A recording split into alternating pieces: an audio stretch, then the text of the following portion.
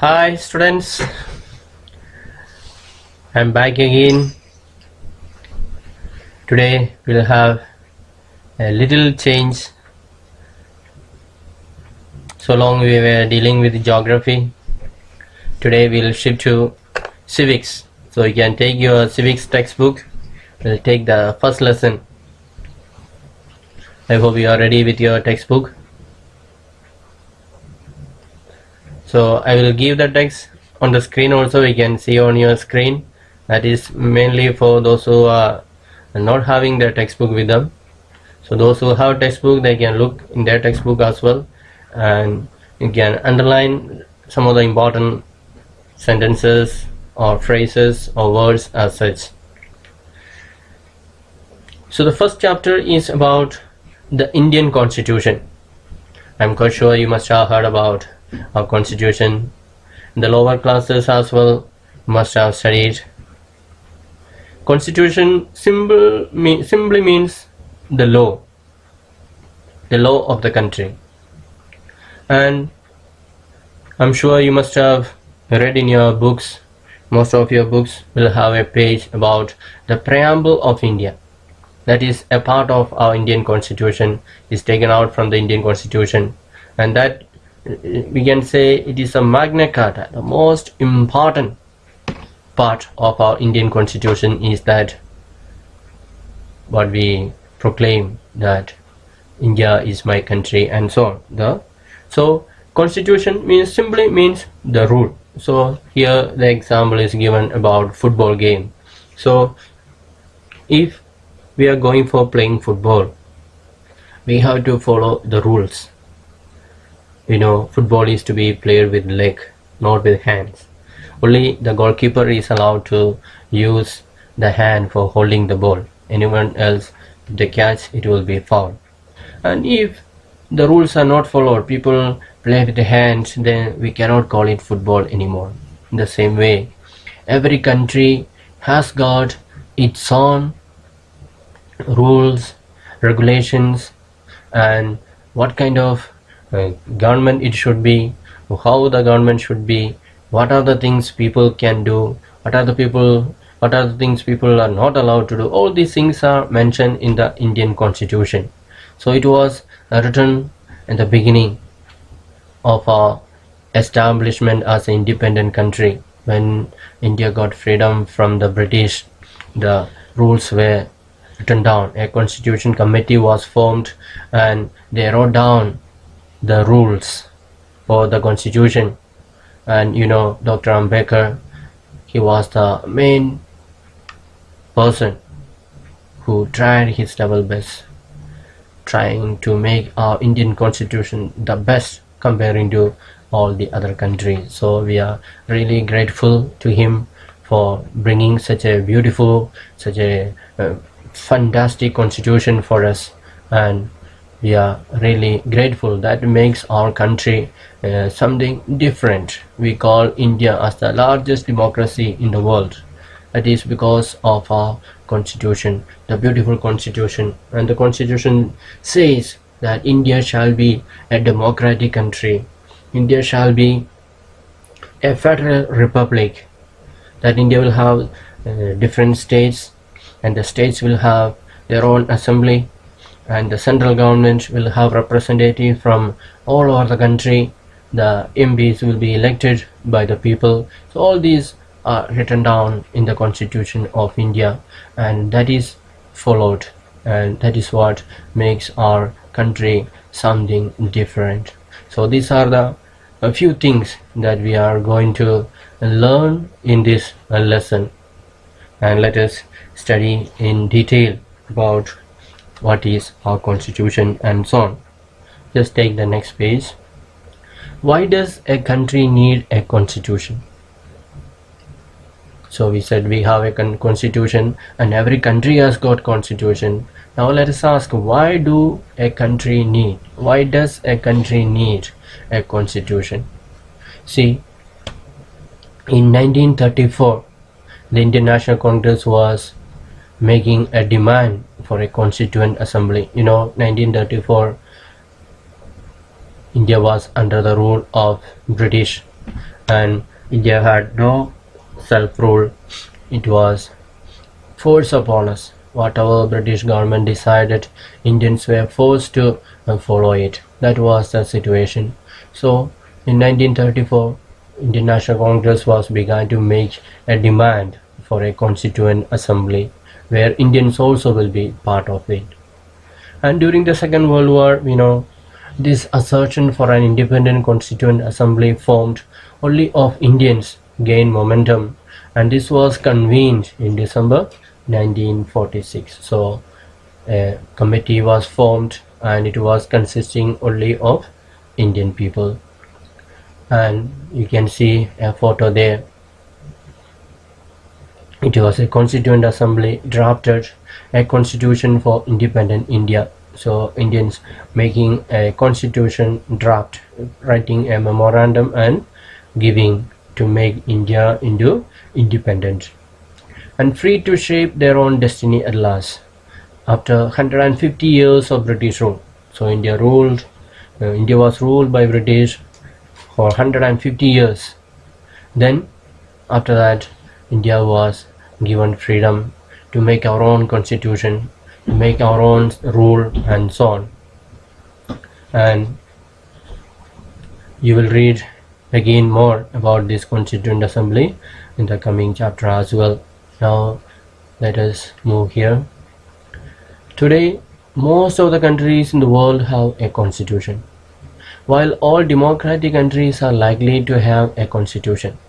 So all the democratic countries in the world will have a constitution, their own written rules. But it is not necessary all the countries that have a constitution are democratic. So there are many other countries who are not democratic but they have their constitution. So it is not necessary all the countries that are having constitution should be democratic, but all the democratic countries will have constitution. That is a must. And the constitution serves several purposes. First, it lays out certain ideals that form the basis of the kind of the country that we as citizens aspire to live in. So the constitution helps us to write down the ideals, that what way we like to live our life in this country, what are the things we like to do in this country. All that will help us to tell us, the constitution will tell us. First, it lays out certain ideals that, or put it in another way, a constitution tells us what the fundamental nature of our society is. So the constitution will tell us what kind of country we are going to have, what should be our nature of our country. Is it going to be democratic, or is it going to be a monarchy, or is it going to be a federal country, or is it going to be a country ruled by king and so on, or by monarchy. All that will be written down very clearly in the constitution. And a country is usually made up of different communities or different people who share certain beliefs but may not necessarily agree on all the issues. So we know in a country and different types of peoples will be there. All will not have same ideas. What one person agree, another person may not agree. So always there will be differences will be there. So a constitution helps to serve as a set of rules and principles that all persons in a country can agree upon as the basis of the way in which they want the country to be governed. So when the constitution is written down there, then all the people are bound to follow that. They have to obey. They cannot say this is not my idea so I will not follow. So everyone will have to follow it, because it is a constitution of the country, and that constitution is meant for everyone, all the people belonging to all the communities, and member or citizen of that country have to follow that.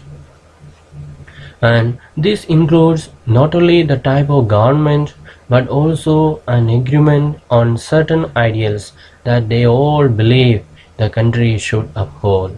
So the constitution tells us that what type of government we should have, what kind of ideas we should have, and how people should obey the government, follow the government, and so on. So that is about the importance of a constitution. If there is no constitution, then there will be chaos. People will like to do whatever they want because there is nobody is there to instruct. Nobody has written down anything. But then since there is constitution, we have to follow that, and if you don't follow that, we are breaking the law of the country and we can be arrested and we can be put in the jail and so on. See here in this next page we see the photos, the people of Nepal. They, now they are a democratic country. Before becoming a democratic country, they were ruled by kings. It was a monarchy, single man rule. And so people began to make a demand that they want change their constitution. The previous constitution says that Nepal will be ruled by king. All the final decision will be taken by the king and so on. So people wanted to change that. They wanted to make the people also part of that decision making. They wanted to make them also decision making members of the country. So in order that for that they had to change the constitution. For people demanded, made protests. You can see in the picture how the people are fighting, demanding for that change of constitution, and finally at the end people got their desires were granted. Government agreed, the king agreed to change the head of the government. The king was changed and instead the prime minister was elected, and the constitution was changed that the Nepal will have a democratic form of government, and that is how the people rejoice here. We can see how people are happy, how people are rejoicing and so on. So it was the need of the people of Nepal that they should celebrate that permission that was granted, or the good decision that was taken, that Nepal will be changed into a democracy. So it is written here that what we mean by this: through two contrasting situations in the recent history of Nepal, a country that borders India on the north.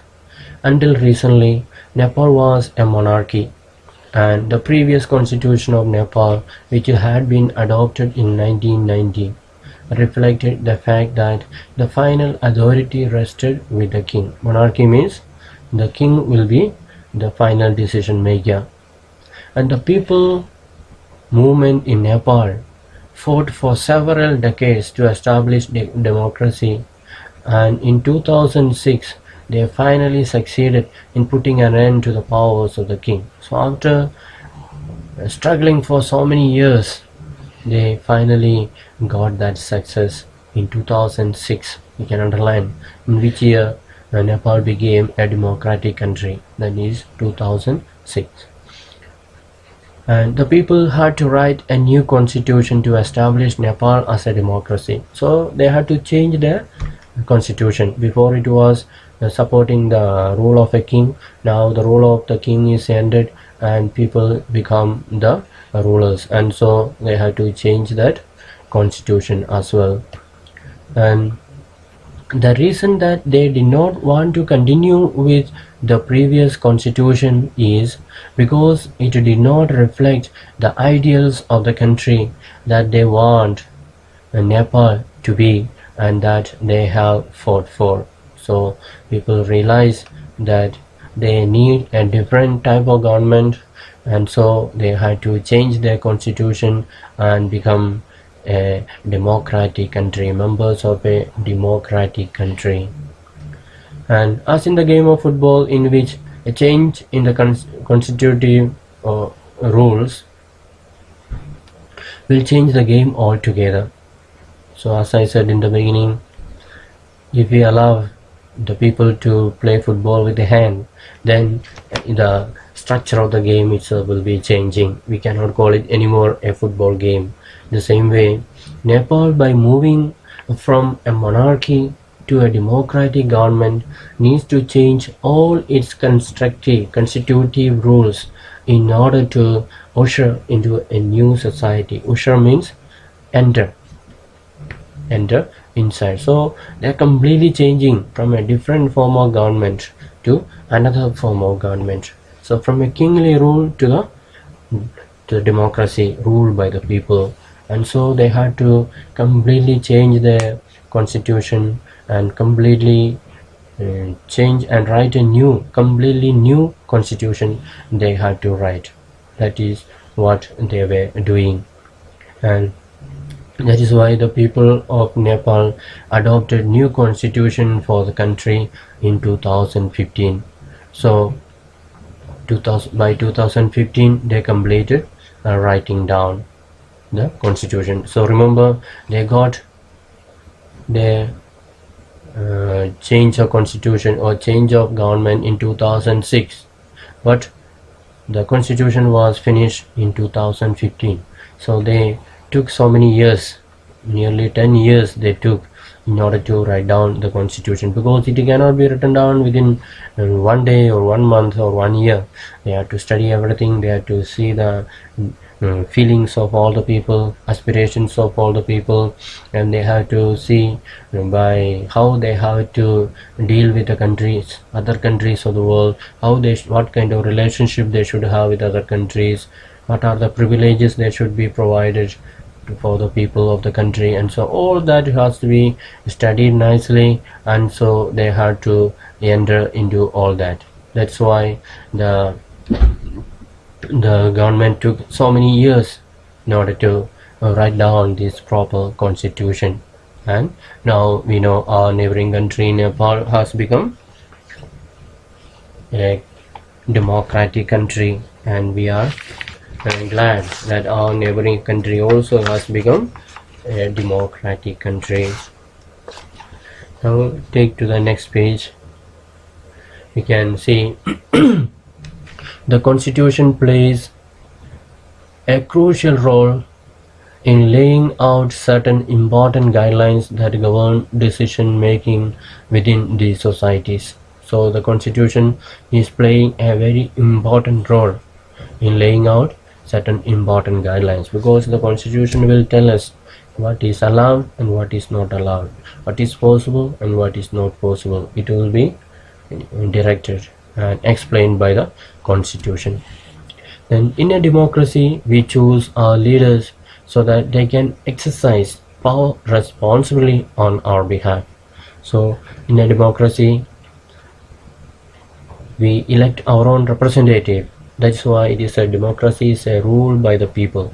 So all the people are not directly involved in decision making, but we are electing our representatives, our MPs or our MLAs. We are electing them and sending them to the assembly, legislative assembly, or to the parliament, and so on. If it MP, he will go to the parliament. MLA means he will go to the legislative assembly of the state, and there he will speak on our behalf. Whatever decision he takes, that will be for our behalf. It will be for on our behalf. That is why we call it a democracy, because the leader goes and makes the appeal or makes the decision on our behalf. So it is our own aspirations, it is our own plans, it is our own ideas that he will go and put in the parliament, and that our decisions, our aspirations will be carried out. So however, there is always possibility that these leaders might misuse their authority, and the constitution usually provides safeguards against this. So it is also possible that all the leaders that we elect may not be sincere, may not be working sincerely for the benefit of the people or benefit of the country. He may become selfish, he may think about what benefit can I take, or what amount how can I get, or more bribe how can I get. All these things also it is possible to enter into the mind of the leader, and the leader can become corrupt person and so on, and he can misuse his authority. MP or MLA, they have got a lot of power, they can misuse, they can do harm to others and so on. But in the constitution everything is written down, how an MP should act, what are the powers of an MP, and if they misuse that power, what punishment can they get. All that are written down in the constitution. Therefore, if any of the leaders, if we find that they are going against the constitution or they are misusing the authority, then we can file case against them. We can approach the court, and the court will take decision according to the rules that are made in the constitution. So always the constitution is there to protect the rights of the people against misusing the people who are misusing authority, especially the leaders and so on. And this misuse of authority can result in gross injustice as demonstrated in a classroom situation below. So here a cartoon is there in order to tell us how a leader can misuse his power, misuse his authority. So here we can see a classroom situation. So here a leader is there. He is the leader. His name is Suresh. He is the class monitor. And in the absence of the teacher, it is his duty to write down people who are disturbing others, people who are talking in the class and so on. So it is his duty to maintain the discipline in the class. So here we can see he is the leader, Suresh is the leader, but he is a bully. Bully means one who likes to control others, one who likes to fight with others and so on. So though he was a leader, monitor, he was not a good person. His character was not good. He was a fighting person, always trying to take revenge on others and so on. And his classmates are not too fond of him. So because of his character, his classmates also did not like him. So he wanted to take revenge upon those who are not happy with him, those who don't support him and so on. And the teacher's name was Mrs. Rao, Madam Rao, and class has to leave the classroom on some urgent work, and she asks Suresh to mind the class. Suresh starts picking on Anil.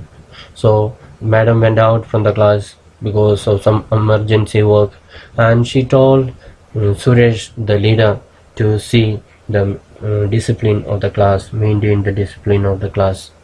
And what Suresh is doing, we can see, Anil, today I am going to report you to Miss Rao. So he's trying to take revenge on Anil. I am going to tell your name to Madam. And Anil is asking, what have I done? I have not done anything wrong. Why are you telling that you will report my name to Madam?